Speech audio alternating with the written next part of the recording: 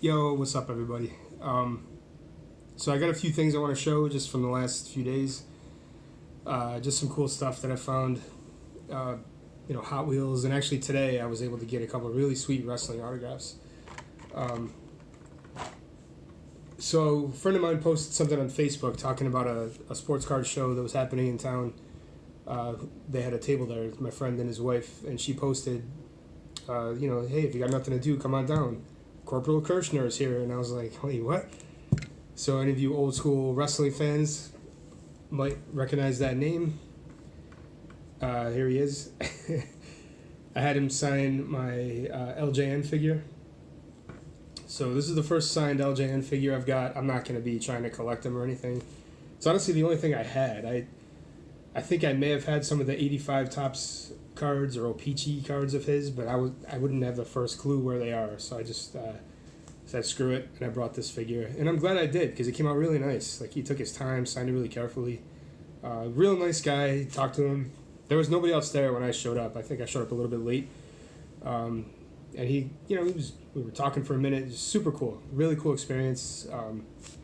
I got a photo with him. I don't know. I'm debating whether or not I'm going to post it to social media. Just because I'm not really active on there anymore, so I probably won't do that. But I do have a Snups account where I just collect photos, and I probably will post it on there. So if you guys use that site, let me know, and we could connect on there. But anyway, so that was pretty awesome. And then the people who did the post, my friend Scott and his wife Krista, super cool people. I figured let me buy something from them as long as I'm at the show. Bought a pack of Undisputed, and I pulled this Becky Lynch auto. Please focus. Interesting picture of her. When I first saw it, I wasn't even sure it was her, but sure enough, there it is. So that's my first Becky Lynch autograph. I'm a big fan. Love me some Becky Lynch, man. So those are the autos. The rest of everything I have is Hot Wheels and Matchbox, honestly. So if you're not into that, you might want to tune out at this point, and I'll catch you next time.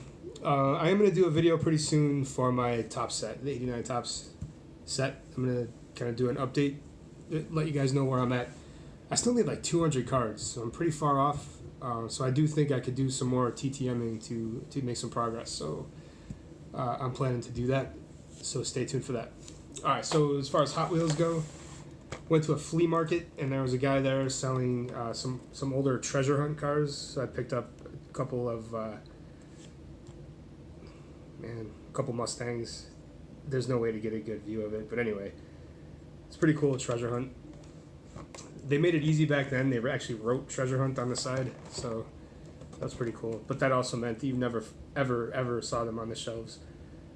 Another Mustang, and then slightly newer one. This is a Subaru, whatever the hell.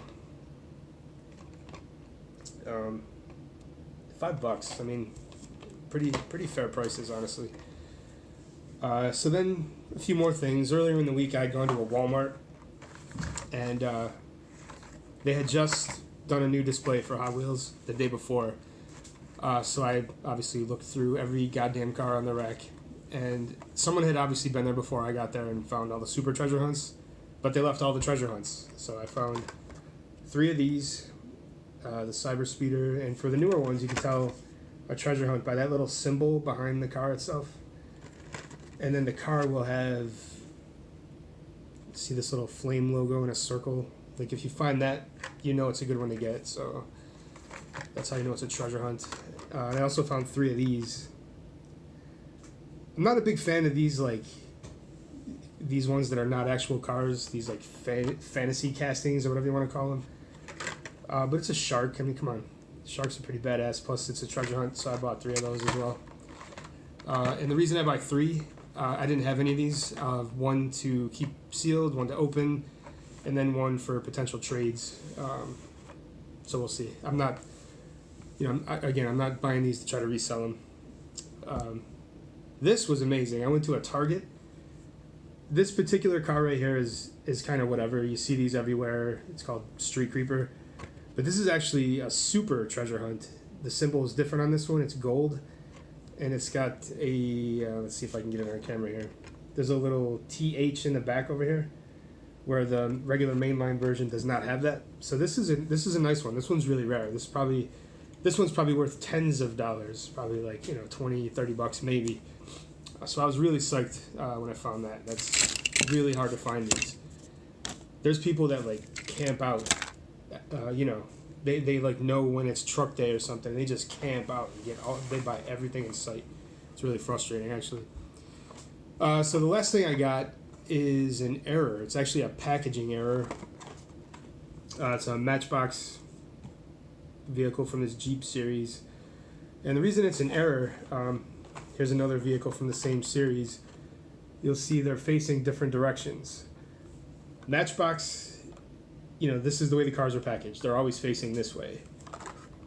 And then Hot Wheels are always facing the other way. Maybe that's a bad example because that doesn't actually look like a car. But this is more clear maybe. You can see the cars are facing this way for Hot Wheels and this way for Matchbox. But here's a Matchbox car that's facing the other way. And unlike sports cars, errors in Hot Wheels and Matchbox, pretty much everything else, anything toy related or other kinds of collectible cards, errors are valuable. I don't know why they're not in baseball. I guess they never get corrected or whatever. I don't know. Maybe they don't even have, maybe the process has been refined to the point where they don't produce errors anymore. I don't know. But anyway, for this type of thing, there's a secondary market value for this. I just don't know what it is. So I did pick this one up, and I might potentially sell it. We'll see. I don't know how rare it is. And if anybody out there watching this knows, I'm a novice when it comes to these things. So if anybody out there knows what something like this might be worth, leave a comment. I'd be really interested to know. So that's it. That's all I got to show you today. Like I said earlier, stay tuned for the 89 Topps TTM update video. I went through everything recently and got it all cataloged, and I know what I need and basically who I can still potentially get through the mail. I know there's been a few more guys have passed on since I last did this, so the list is getting harder and harder to complete. But I am going to work on it. I mean, there's still eBay, right? So be on the lookout for that. All right, enough rambling. Thanks for watching. Take it easy.